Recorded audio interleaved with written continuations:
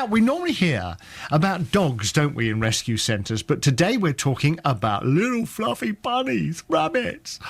And the RSPCA are currently looking to rehome 400 rabbits across the country, including here in Essex. So guess what?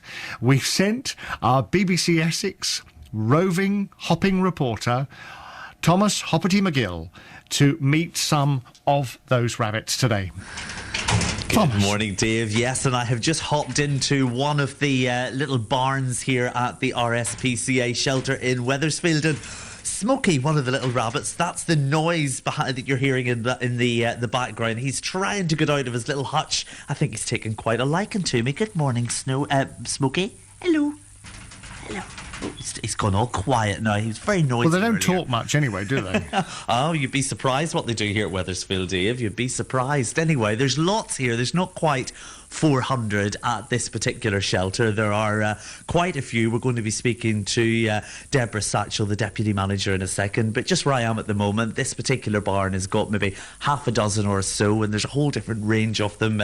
Smokey's a particularly big one, big, black and grey, probably hair size really. And one of his little ears is dripping to the side with grey ones, and there's Sooty and Sweep over in the corner as well. And yes, let me introduce you to Deborah Satchell. Good morning, Deborah. Good morning. So, what have we got here then? We're in one of the two barns at this particular shelter. How many have you got then here at the moment? We have about a dozen rabbits here at the moment, but that can range sort of up to about 20 at sort of the busier times of year. And how many can you keep then? We have facilities here, if we pair them up, for about 25. Right. And have you seen the numbers of rabbits then increasing that are being dropped off here, or that you're finding are needing a new home? Yes, definitely. We actually had to build some extra accommodation so that we could keep up with the amount of rabbits that are coming into us on a daily basis. Yeah. And we're hearing nationally the RSPCA are saying that there's around 400 needing rehoused at the moment. Why is that? Why are people all of a sudden not wanting to keep these little bunny rabbits? I think it's probably because they've gained in popularity. So where more people are getting them, there are equally more people who are having to give them up for various reasons. And obviously the recession always plays into a touch here as well, and people just can't afford them. Sometimes the kids lose interest and mum ends up having to deal with the rabbits. So indeed. So who have we got here? Obviously Smokey. What's the reasons why people are bringing them to this sanctuary? I mean, probably the most common one is they're either coming in because they're strays or because the kids have lost interest. That tends to be the most common one. And the little grey one here, it's got a particularly different story, doesn't it? He's called Al, and we found him on an allotment just the other day, actually, a couple of days back. So we keep him for a few days in case anyone comes to claim him, and then we'll find him a new home as well. So someone's allotment, they called up and they said all of a sudden we've got a rabbit. It doesn't look like a wild one. It's a beautiful grey coloured, very small, and then you would get in the car and go and collect it? Well, we would have a network of RSPCA collection officers, they're called, and they would go out and collect the rabbit for us and bring him back here. But yeah, they basically phoned up, said we've got a bunny who's just sort of hopping around our allotment, and what do we do with him? Crikey. And despite the fact that they're very cute and they look very content, are they hard work to keep? Is there a reason why perhaps so many people are, initially get one and then think, it's more work than I thought? Yes, definitely. They look great, and they're very sweet and can be very friendly at times. They're actually quite difficult to keep in general. They're very social animals, and they need a lot of attention, particularly if you keep one on its own.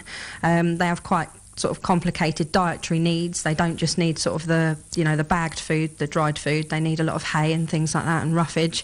And I think perhaps people just don't realise until they get one quite what it needs. So despite the myth, despite what most rabbits are bought for, they're perhaps not a child-friendly animal? Not always, no. Some rabbits, they're prey animals originally in the wild, and so any sort of thing that's swooping down and grabbing them is actually quite scary for a rabbit. So if you do want them for your kids, you need to sort of make sure that the rabbits grow up with your kids and are used to them and are handled very carefully, yeah.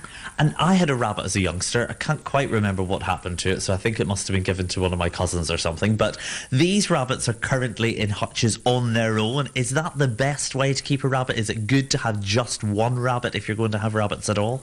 No, we always recommend that you keep them in at least pairs. They're highly sociable animals.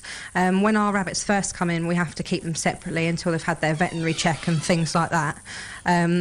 But we work very hard to then make sure they're paired up and they have their little friends to play with as well. So. And you've a dozen here at the moment, Deborah. What are you wanting then? Are you looking for these ones to be rehomed? And if so, how can people get in touch? Yes, all the rabbits here are available for rehoming. There are several ways, excuse me, that you can talk to us, either over the website. You can just pop up to the centre and have a look around. Drop us a call on the phone, anything like that, really. Fantastic. Well, who knows? If Smokey and I get on well the rest of the morning, I might be taking them home. Dave, back to you. There's 12 here that need rehomed. And Thomas, I'm not very good on this, but when you have a bunny, you know, and you get a hutch for it, do you have to actually... How do you stop them digging their way out? Any ideas? Well, I'm assuming that you have a floor on the hutch, but, you know, can they dig their way out? They can do, yes, certainly. They're very proficient in digging because naturally they would live in the burrows, so they're incredibly good at digging. So you need some sort of quite secure facilities to keep them if you're going to keep them on the grass. And we always recommend that they do have an exercise run. But as long as you frequently sort of move it around your garden, you're not in danger of any escapees. If they don't like you, they can dig their way out. Yeah, I think that's part of the problem sometimes, is that some of them genuinely have dug their way out and sort of found their way over here. Well, perhaps why he's ended up in the allotment. Deborah, thank you very much, Dave. Thomas, thank you very much indeed. Thomas McGill there.